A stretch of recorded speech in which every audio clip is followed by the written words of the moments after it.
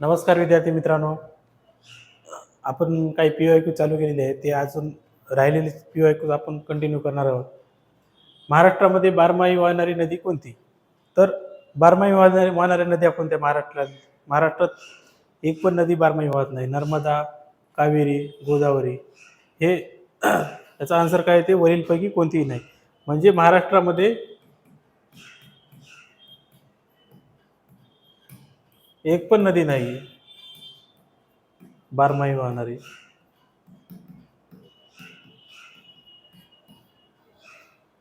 मग याचा आन्सर काय ते वरीलपैकी नाही. दिल्ली लाहोर षडयंत्र प्रकरणात खालीलपैकी कोणती विधाने योग्य आहेत? याला अंडरलाईन करून घ्यायचं पहिलं. तिथं योग्य म्हणलं काय योग्य म्हणलं पूर्ण स्टेटमेंट वाचायचं. घाई गडबडीमध्ये अशी क्वेश्चन चुकायची शक्यता असते. तर पहिलं स्टेटमेंट काय दिले? हे सन 1912 मध्ये घडले. दिल्ली लाहोर षडयंत्र हे हार्डिंग बॉम्ब प्रकरण म्हणूनही ओळखले जाते. यस. नेक्स्ट, तत्कालीन व्हाईसरॉय लॉर्ड हार्डिंग यांच्यावर हा हत्येचा प्रयत्न होता. लॉर्ड हार्डिंग्ज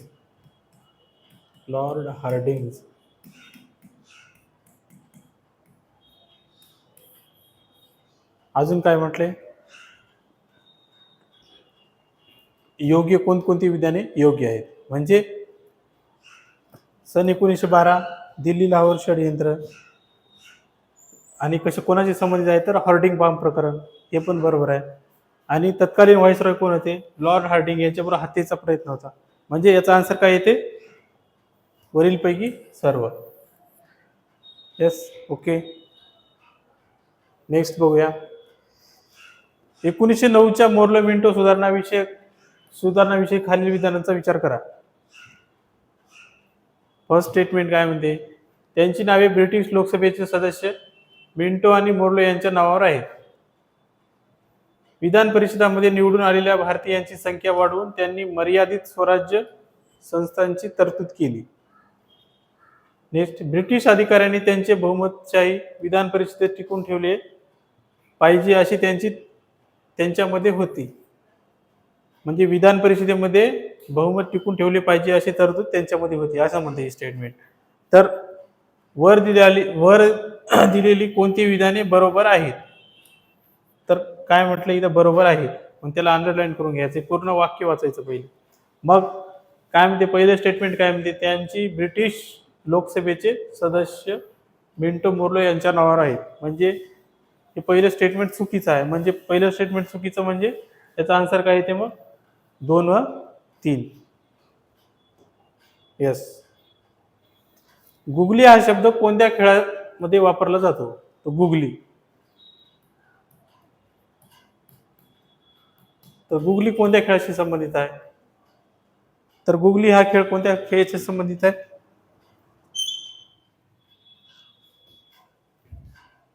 तर गुगली हा संज्ञा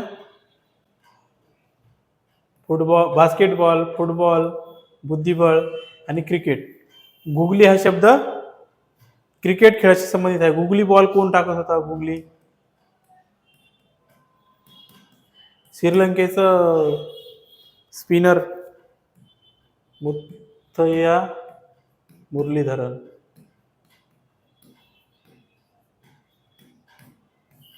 म्हणजे गुगली टाकण्यामध्ये एकदम एक्सपर्ट होता.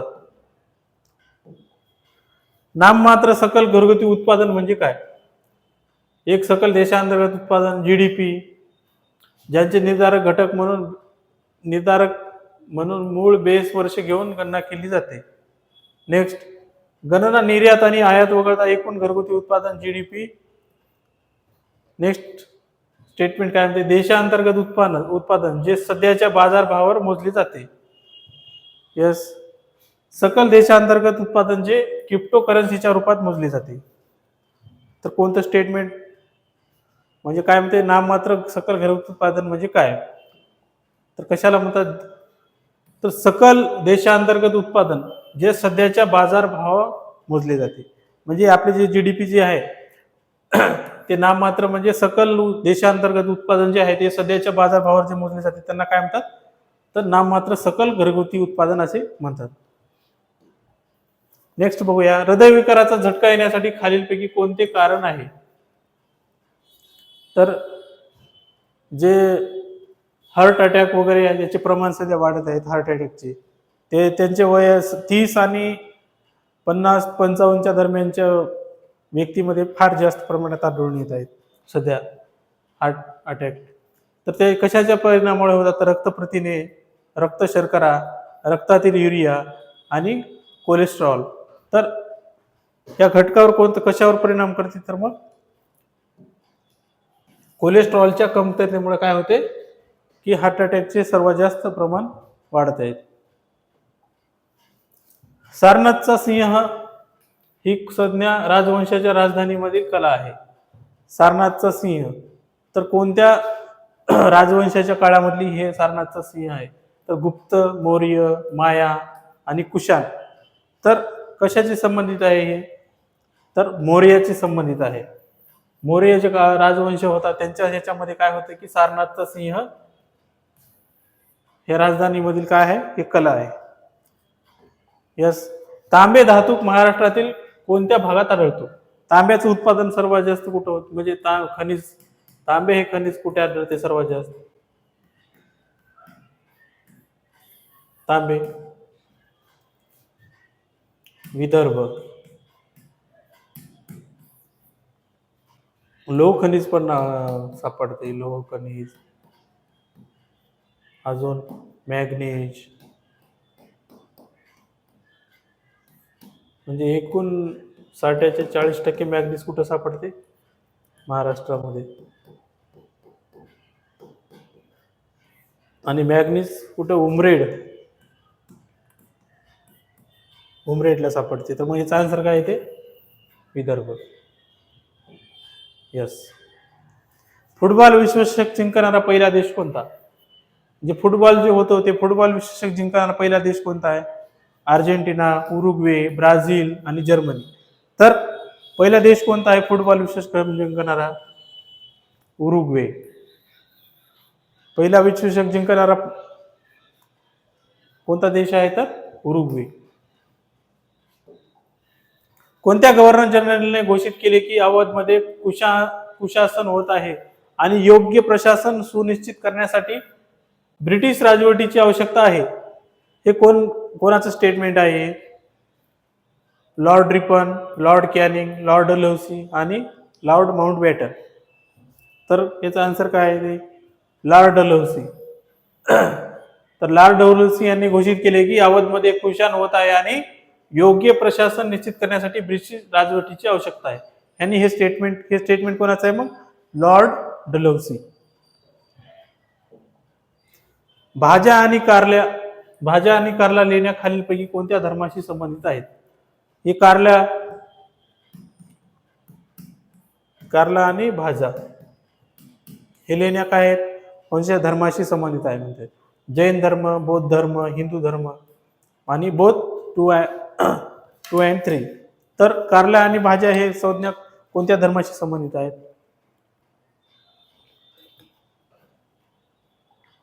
यस, बौद्ध धर्माशी संबंधित आहे.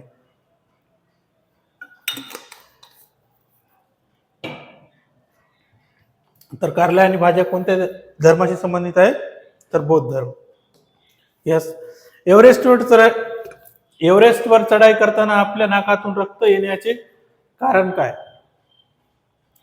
समुद्र सपाटीपासूनची उंची, कमी प्रमाणात ऑक्सिजन, 1 व 2 दोन्ही पण, आणि वरीलपैकी एकही नाही.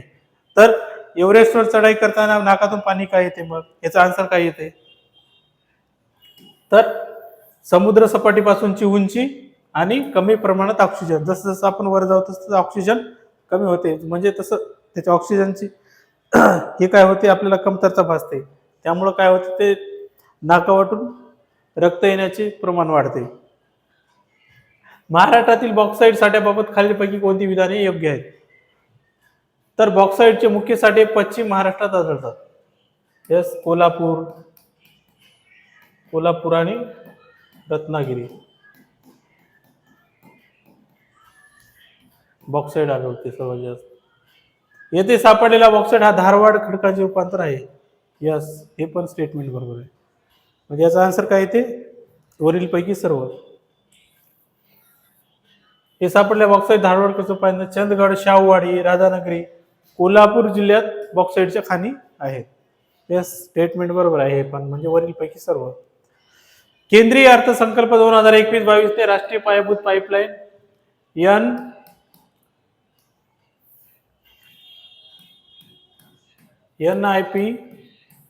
NIP चा विस्तार केला की 6835 प्रकल्पासह टिंबटिंब प्रकल्पामध्ये सुरू केली गेली. तर 2021-22 मध्ये राष्ट्रीय पायाभूत पाईपलाईन NIP चा विस्तार किती केला, तर 6800 प्रकल्पासह किती अजून त्यांच्यासोबत, तर 7400 प्रकल्पामध्ये सुरू केली गेली. यस. 1773 चा रेग्युलेटिंग ऍक्ट कोणत्या गव्हर्नर जनरलच्या कार्यकाळात पारित केला, तर 1773 मध्ये तेव्हा गव्हर्नर जनरल कोण होता, 1773 मध्ये जे रेग्युलेटिंग ऍक्ट झाला.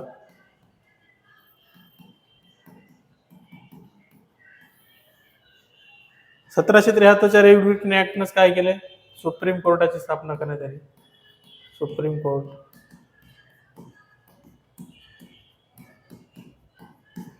तर तेव्हा कोण होतं, रॅमसे मॅकडॉनल्ड, हे तर नाहीये, वॉरन हेस्टिंग, कॉर्नवालिस, डुप्ले. तर याचं आन्सर काय येते, वॉरन हेस्टिंग्स. यांच्या काळामध्ये काय केले, रेग्युलेटिंग ऍक्ट पास करण्यात आला 1773चा. महाराष्ट्रातील रायगड जिल्ह्यात टिंबटिंब येथे जलविद्युत केंद्र आहे. रायगडमध्ये कोयना तर येत नाही, कोयना सातारा जिल्ह्यामध्ये येते. म्हणजे हे कटला, जायकवाडी हा औरंगाबाद, म्हणजे आताच संभाजीनगर.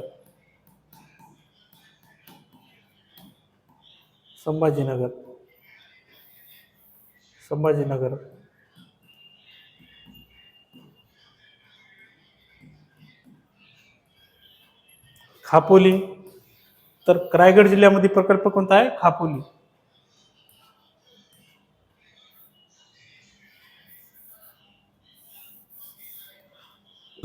थळवाईशेत हा पण नाही, म्हणजे आन्सर काय येते याचं, 3, खापोली.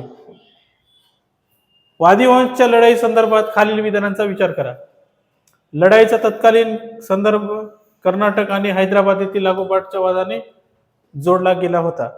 फ्रेंच आणि ब्रिटिश हा लढा झाला होता वादीवंशच्या लढाईने. या लढाईनंतर भारतात सर्वोच्च सत्ता म्हणून ब्रिटिश उदयास आले. तर वर दिलेली विधाने कोणकोणती बरोबर आहेत, तर कोणकोणती वादीवंशच्या लढाई संदर्भात कोणकोणती विधाने बरोबर आहेत, मग तर फ्रेंच ब्रिटिश यांच्यात हा लढा झाला होता, बरोबर आहे. वादीवंशची लढाई कोणाकोणात झाली होती, वादीवंशची लढाई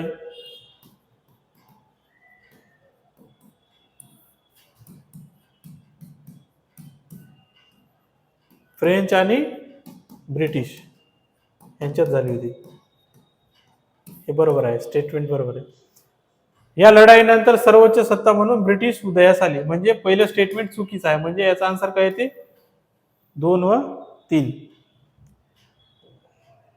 ग्रँड स्लॅम टुर्नामेंट खालीलपैकी कोणत्या खेळाशी संबंधित आहेत, ग्रँड स्लॅम. तर ग्रँड स्लॅम कोणत्या खेळाशी संबंधित येते, तर रोईंग, बुद्धिबळ, टेनिस आणि गोल्फ. बुद्धिबळ तर येत नाही, मग कोणतं येत, तर टेनिस.